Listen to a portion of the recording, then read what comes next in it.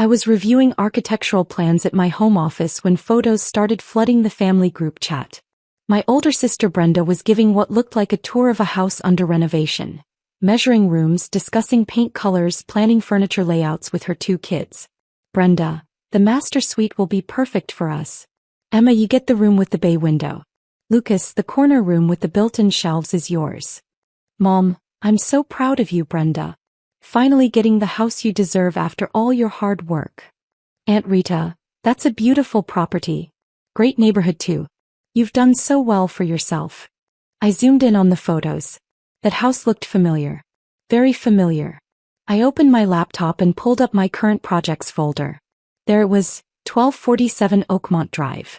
The Victorian I'd purchased 6 months ago as a fix-and-flip investment. 3 bedrooms, 2 bathrooms, original hardwood floors that needed refinishing, outdated kitchen requiring full renovation. Purchase price, $340,000. Projected renovation budget, $120,000. Expected resale, $625,000. My phone buzzed with a direct message from Brenda.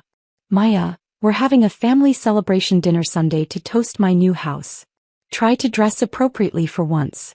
We're going somewhere nice. I stared at the message, then back at my renovation plans. My contractor Tom Wilson had the keys. Work was scheduled to begin next week. The property was vacant, utilities off, completely stripped down to studs in some areas. Another message appeared in the group chat. Brenda, I know it needs work, but that's what makes it such a smart investment. The seller was desperate. Some out-of-state investor who didn't want to deal with renovations. I got it for a steal. Dad, Brenda's always been the smart one with money. Making deals, building equity. That's real financial planning. Brenda, unlike some people who waste money on consulting fees and working from home in pajamas, this is how you build real wealth. Tangible assets, property ownership, the American dream. My hands tightened around my phone. I'd built my real estate investment portfolio to 12 properties over 4 years using profits from my structural engineering consulting firm. The firm my family dismissed as something technical, while celebrating Brenda's job as a dental office manager. I called Tom Wilson, my contractor. Tom, has anyone else been at the Oakmont property? Anyone with keys? Funny you should ask. I stopped by yesterday to do measurements and found a woman inside with 2 kids. She said she was the new owner, doing a walkthrough before renovations. I told her only you had authorization to be there, but she insisted she'd closed on the property. What did she look like? Blonde, late 30s, driving a white SUV. She got pretty angry when I questioned her authority. Said she'd report me to her contractor if I didn't leave. That was Brenda. Tom, she's my sister. She doesn't own the property. I do. Silence. Then, oh boy. Want me to change the locks? Not yet. I have a better idea. We're scheduled to start work Monday, correct? Yes, ma'am. Full crew starting with electrical and plumbing. Perfect. I'll arrange for the building inspector to come Monday morning for the initial walkthrough. Can you be there at 9 a.m. with all the permits? All the permits that are in your name as the property owner? Exactly. And Tom? Bring copies of the purchase agreement and deed. All of them. This is going to be interesting. I'll be there. I opened my email and contacted my real estate attorney, Patricia Gomez. 20 minutes later, I had everything documented. Purchase records, title transfer, permit applications, contractor agreements. All with my name and company, Redwood Property Investments, LLC. The family chat continued to explode with excitement. Brenda posted more photos, this time with measurements and renovation plans she'd apparently drawn up herself. Plans that violated at least 3 building codes and would have failed inspection immediately. Brenda, knocking out this wall to open up the kitchen. Adding a deck off the master bedroom. Converting the attic to a 4th bedroom. I screenshot every message and sent them to Patricia. Her response: she's trespassing and planning unpermitted structural changes to property she doesn't own. This could be criminal if she proceeds with any work. Brenda, family dinner Sunday at Giovanni's, 6 p.m. Everyone needs to come celebrate my new house and hear about my renovation plans. Maya, that includes you. Try not to talk about boring computer stuff for once. I typed a response. I'll be there. Sunday arrived. I dressed in one of my business suits, the wardrobe Brenda called trying too hard, and drove to Giovanni's. The family was already seated at a large table when I arrived. Brenda sat at the head, beaming, with Emma and Lucas on either side. My parents flanked them, looking proud. Aunt Rita and Uncle Joe completed the celebration. "Paya," Brenda called out. "So glad you could make it. We're just about to order champagne." I slid into the empty seat. "Congratulations on. What are we celebrating exactly?" "Buy new house." Brenda pulled out her phone, showing the table more photos of 1247 Oakmont Drive. 3 bedrooms, beautiful Victorian architecture, amazing neighborhood. "I closed on it last week." "Last week?" I asked. "Which title company did you use?" Brenda waved her hand dismissively. "The seller handled all that. Some investment company that just wanted out. They were so eager to sell they barely negotiated. I basically stole it." "How much did you pay?" Uncle Joe asked. "Well, I haven't exactly closed yet," Brenda admitted. "But we've agreed in principle. They're motivated, so it's just paperwork at this point. The house is essentially mine." My father raised his glass. "To Brenda. Always making smart moves while others are stuck in dead-end consulting work." I didn't raise my glass. "Brenda, who exactly did you negotiate with?" "Some property manager. He said the owner was out of state and just wanted to move the property quickly." "Why? What's the property manager's name?" "I don't remember. Tom something? Does it matter?" "Tom Wilson." "Yes. That's it. Nice guy, seemed very eager to work with me." I pulled out my phone and opened my email, turning it toward Brenda. "Tom Wilson is my contractor. He's not a property manager and he's not authorized to sell my properties." The table went quiet. "Your properties?" Brenda's smile faltered. "Maya, what are you talking about?" I opened my files and pulled out a folder I'd brought. Inside were printed copies of the purchase agreement, the deed, the title transfer documents, and the permit applications. I laid them on the table. 1247 Oakmont Drive. Purchased 6 months ago by Redwood Property Investments LLC for $340,000. Owner, Maya Chen. "That's me." Brenda grabbed the papers, her face going from confused to pale. "This has to be wrong. Tom said the owner was selling. He gave me a tour."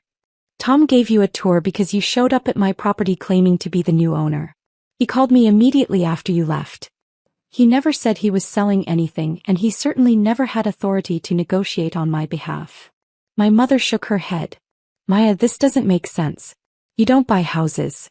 You do computer work." "I'm a structural engineer.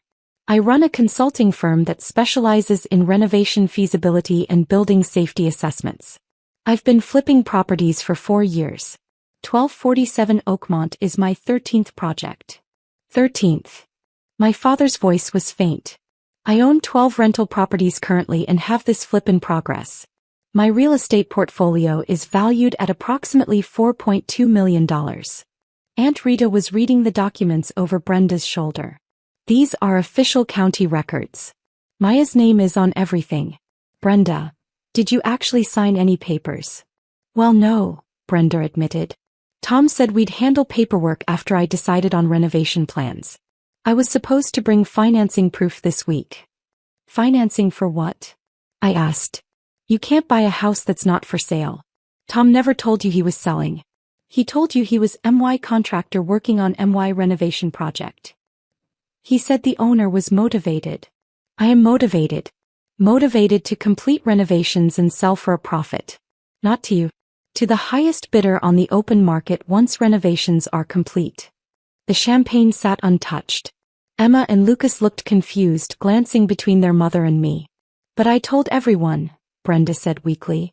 "I posted on social media. I measured the rooms.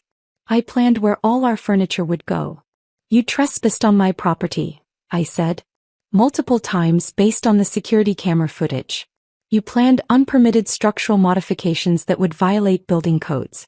And you told your children they could pick their rooms in a house you don't own and never had any legal right to." Uncle Joe cleared his throat. "Brenda, how exactly did this arrangement come about?" "I drove past the house and saw the for sale sign from 6 months ago still up. I called the number and got Tom. He said he was managing the property and gave me a tour. He mentioned the owner wanted to sell quickly and I assumed. You assumed wrong, I said.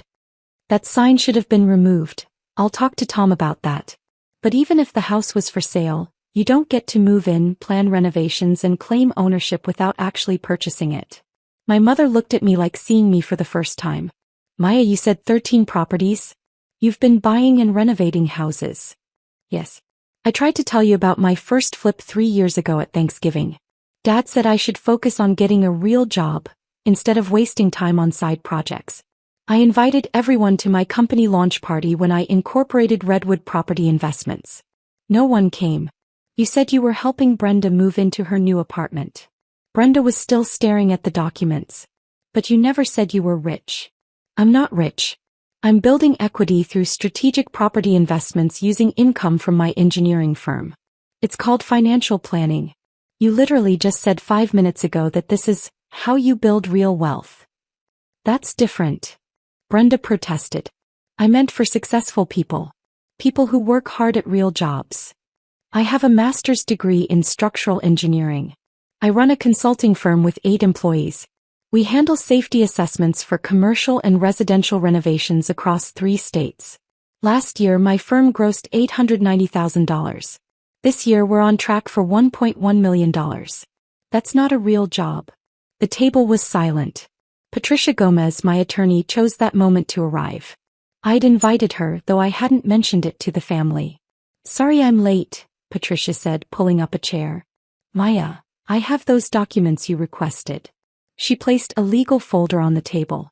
These are cease and desist letters for Brenda Chin regarding continued trespass at 1247 Oakmont Drive. Also, documentation of all security camera footage showing unauthorized entry. Brenda's face went white. You're serving me legal papers? At dinner. You're planning unpermitted structural changes to property you don't own, Patricia said calmly. If you proceed with any construction, Maya will pursue criminal charges for vandalism and property damage. The estimated cost of your planned renovations, done improperly, could cause structural damage exceeding $200,000. I wasn't going to actually do anything. Brenda said desperately. You posted on Facebook that you'd hired a contractor and work starts tomorrow, Patricia countered, showing her phone. That's your post from this morning. Brenda grabbed her own phone, frantically deleting the post. Too late, Patricia said. Screenshots are already filed with your cease and desist documentation. My father found his voice. Maya, surely this is extreme. Brenda made a mistake. Family doesn't serve family with legal papers. Family doesn't trespass on family's property, plan unauthorized renovations, and tell everyone they own something that isn't theirs, I replied. Brenda's mistake could have resulted in serious property damage if she'd actually hired contractors and started work. I thought it was mine. Brenda cried. Based on what? A conversation with my contractor where he gave you a tour? Did you sign a purchase agreement? Make an offer? Provide earnest money? Do title research? Silence. You wanted it to be yours, so you convinced yourself it was. Just like you've convinced yourself you're the successful one in this family while dismissing everything I've achieved. Mom was scrolling through the documents. You own properties in 3 different cities? 4 cities now. I just closed on a duplex in Riverside last month. Why didn't you tell us? I did. Repeatedly. You weren't interested in listening. Emma, Brenda's daughter, spoke up quietly. Mom, if Aunt Maya owns the house, why did you tell us to pick our rooms? Brenda couldn't answer. Lucas added, you said we'd have a yard and I could get a dog. The hurt in their voices cut deeper than any legal threat could. Monday morning at 9 a.m., I met Tom Wilson and the building inspector at 1247 Oakmont Drive. The inspector reviewed all permits, properly filed, properly approved, all in my name as property owner. Everything looks good here, Ms. Chin, the inspector said. Proceed with renovations. I'll be back for framing inspection in 2 weeks. Tom handed me new keys. Changed all the locks this morning. Your sister drove by twice while I was working but didn't stop. Thanks, Tom. And I'm sorry about the confusion she caused. Not your fault. For what it's worth, your renovation plan is smart. Her ideas would have collapsed the second-floor support structure. The renovations proceeded smoothly. 6 months later, 1247 Oakmont Drive sold for $635,000. $10,000 more than projected. After renovation costs and closing fees, I netted $142,000 profit. Brenda had to move in with our parents after her apartment lease ended. Turns out she'd already given notice, confident she'd be moving into her house. She'd even sold some furniture to make room for the new pieces she'd planned to buy. My parents tried to intervene, asking if I could help Brenda with a down payment on something more modest. I declined. Mom called me heartless. Dad said I was punishing Brenda for an honest mistake. It wasn't honest, I said. She knew she hadn't purchased the house. She just wanted it so badly that she pretended she had.